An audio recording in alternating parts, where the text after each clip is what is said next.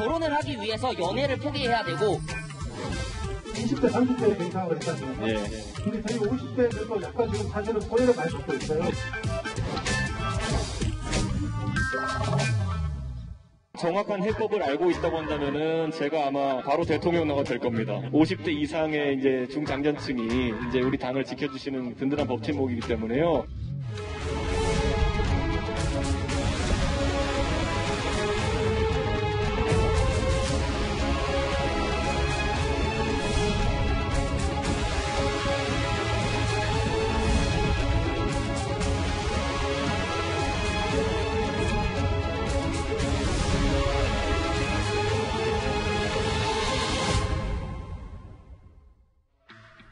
예, 저희가 준비한 3위와 7위 이제부터 차례로 만나보겠습니다.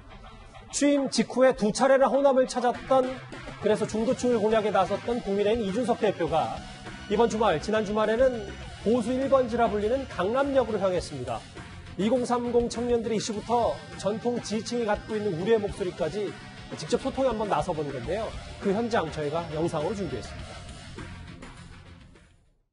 결혼을 하기 위해서 돈을 모으면 필수적으로 고정지출을 줄이기 위해 연애를 포기해야 됩니다.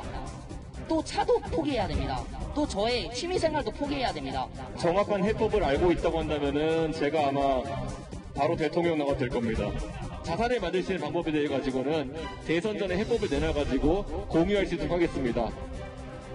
20대 남성 위주의 표를 얻는 것이 당장은 좋아 보일지 몰라도 장기적으로 보면 자승자박하게 되는 결과를 낳을 것이라 생각합니다. 여성을 저희가 배척한 것처럼 가끔 이제 오해받기도 하는데 여성에게 불이익을 주다라든 남성에게 이익을 주다라는 발언을 한 게 저희가 사실 없습니다. 할당제와 같은 아까 말했던 결과의 보정보다는 기회의 평등을 만들기 위한 어떤 보정이 더 옳다고 저희가 생각하는 상황에서 이런 상황이 발생한 건데, 여러 목소리들이 나왔는데 저희가 일부만 추려봤어요. 근데 장혜채 평론가님, 20대 여성은 너무 홀대하는 거 아니냐, 결혼 안 하면 연애 포기해야 되는 거 아니냐, 직문즉답으로 해서 시민들과 이준석 대표가 즉석에서 토론까지 했네요. 네, 저는 사실 이준석 대표의 답변보다는 저런 질문을 들으러 강남역에 갔다는 사실에 좀 주목을 하고 싶습니다. 예. 제가 27살인가 8살에 국회에 처음 들어가 봤는데 그때 내가 이런 곳에 와도 되는가 싶어서 막 가슴이 뛰고 좀 무섭고 그랬거든요. 대다수의 2030이나 평범한 국민들은 국회라고 하면 굉장히 거리감을 느낍니다.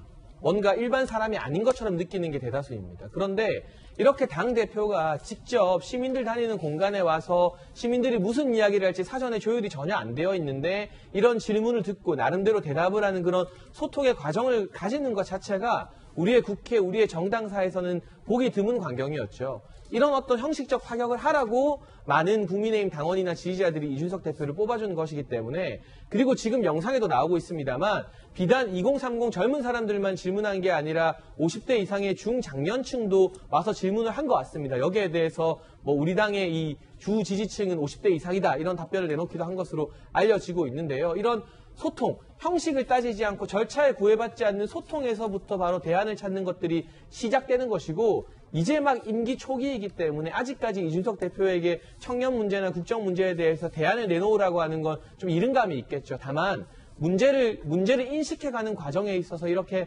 수평적인 소통을 시도해 간다는 점, 이 부분에 대해서는 대다수 전문가들이 높은 점수를 줄 것 같습니다. 예. 토요일에 여론조사를 했는데요. 이준석 대표 여전히 긍정적 기대가 부정 기대보다 좀 높습니다. 앞으로 당대표를 잘할 것이다, 이런 여론조사까지 좀 있는데요. 어제 강남역까지 간 이 대표입니다. 다음 화면을 좀 볼까요? 일단 이 대표 어디 가서 이제 밖에 소통하는 이제 시민과 소통도 했고, 실제 당 내부에서는 여기 보면 주요 당직의 중진들을 배치했는데, 권영세 대외협력위원장, 그러니까 앞으로 윤석열 전 총장이나 최재형 원장 같은 이런 유력 대권 주자들 좀 잘 만나서 국민의 입당을 좀 조율해라, 이런 얘기입니까? 권영세 대외협력위원장은 2012년 대통령 선거 때 박근혜 후보를 도와서 이 집권에 성공했던 게 당 사무총장 출신입니다. 예. 어떻게 보면 이제 원조 친박계라고 할 수 있는데, 원조 친박계 인사이고 대선 승리를 이끈 경험이 있는 중진 인사를 대외협력위원장에 앉혔다는 의미가 있고요.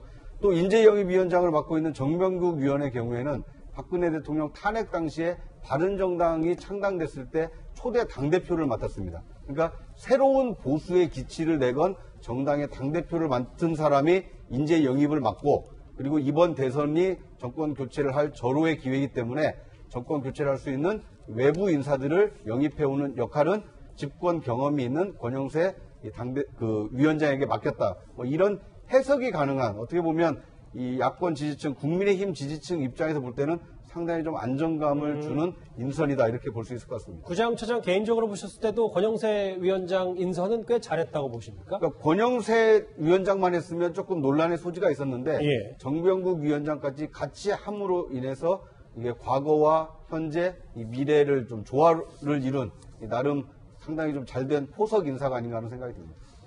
이제 공식 취임한 지 일주일이 좀 넘었고 이준석 대표 하나하나 시민들과 소통도 하고 당내 인선도 갖추면서 여러 가지 행보들이 있는데요. 이것도 이준석 효과겠죠? 이승훈 변호사님.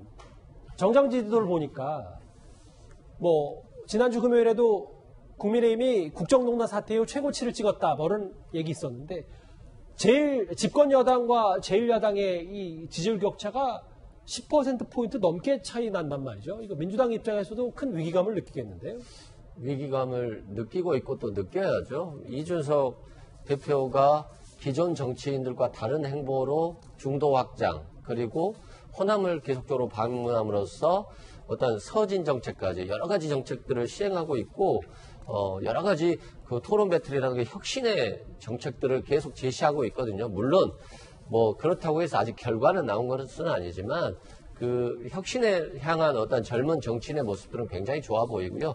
이런 모습들에 대해서 민주당도 같이 혁신해야지 너무 때리기에 집중하면 안 될 것 같고요. 앞으로 지금 그 산업기능용 관련해서도 얘기가 나오겠습니다만, 예.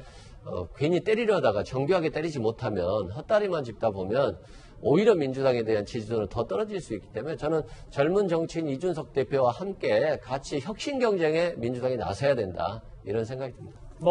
아직은 초반이고 일각에서 얘기하는 이준석 대표 허니문 기간이라고 하더라도 실제로 지금 국민의힘의 지지율이 민주당보다 10%포인트 넘게 앞서고 있습니다.